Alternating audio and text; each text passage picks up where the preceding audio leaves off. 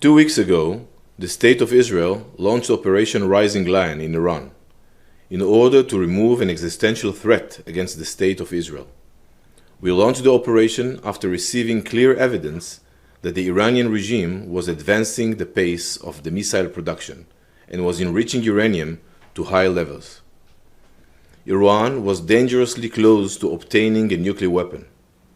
The Iranian regime was also coordinating a plan called the Destruction of Israel, which called for a multifront attack on Israel, beginning with missile fire from Iran and its proxies in the region, followed by a massive ground invasion into Israeli territory.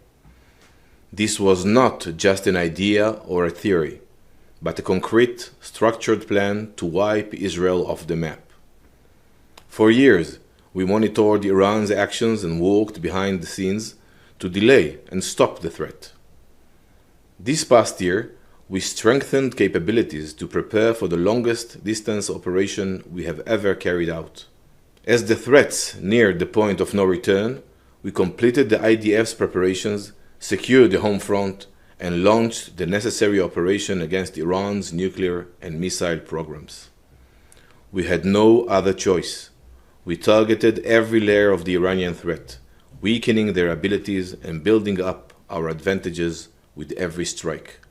The operation began with a surprise opening strike, 1,500 kilometers from home.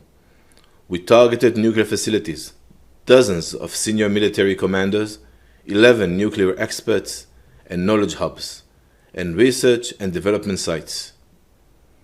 By doing so, we disrupted all stages of the regime's nuclear weapons production. At the same time, the Air Force launched strikes against surface-to-surface missiles, launchers, production capabilities, and systems designed to target our aircraft. Within hours, we had achieved aerial superiority in western Iran and paved the way to the heart of Iran, Tehran. The opening strike changed the Iranian regime's plans. They had prepared to launch a much larger missile barrage at Israel than what we ultimately saw. In the 12 days since the opening strike, the IDF continued with precise strikes focused on two main efforts. The first was against the Iranian regime's nuclear weapons program, which had rapidly advanced toward a full nuclear weapon.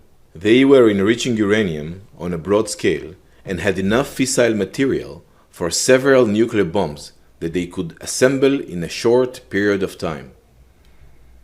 On the map here, you can see the regime's main nuclear sites. These are the key facilities in the production chain for a nuclear weapon core. In this image, you can see the first site, Fordo, a uranium enrichment facility built dozens of meters underground and carved into rock. It was struck by the US military. The second site, Natanz, is Iran's largest enrichment facility. It has been operational for years and contains the infrastructure for enrichment to military levels.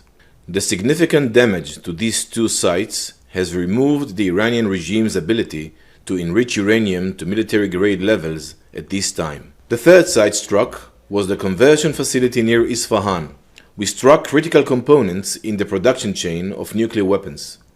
We struck thousands of centrifuges, production sites, and infrastructure. We also struck the inactive Arak reactor. Striking this facility denied the regime the critical capability to produce plutonium, another material used for nuclear weapons. The elimination of 11 nuclear scientists directly involved in nuclear weapons development was a critical blow to the regime's ability to continue its nuclear weapons program. The second effort targeted Iran's missiles and UAVs, which the regime had planned to launch towards Israel from different locations in western Iran. In recent months, military intelligence identified that the Iranian regime was taking steps to drastically increase missile production to reach 8,000 precision missiles, a direct threat to Israel within the next 2 years. We struck missile production capabilities, launchers, and surface-to-surface missiles. On this map, you can see that we struck more than 30 facilities responsible for producing components and materials for the ballistic missile program. We set back their missile production, especially for long-range missiles that directly threaten Israel. We destroyed over 50% of the missile launchers and damaged dozens of components.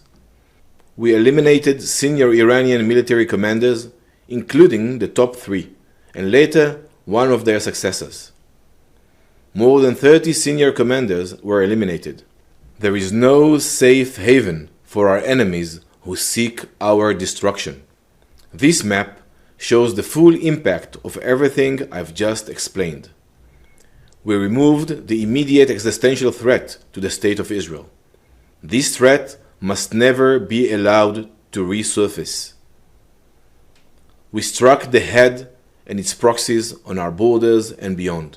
The Iranian nuclear project was struck across all components. The nuclear project has been set back by years. The regime's weapons development and military industry was significantly damaged. Thousands of missiles that were planned for production will not be built. We delivered a deep blow to Iran's missile infrastructure. We had major success in minimizing missile fire toward Israel in real time. In addition to all of this, we weakened Iran's proxies, including Hezbollah and others. The IDF has met and in some areas exceeded its operational goals. Yet, we are under no illusion.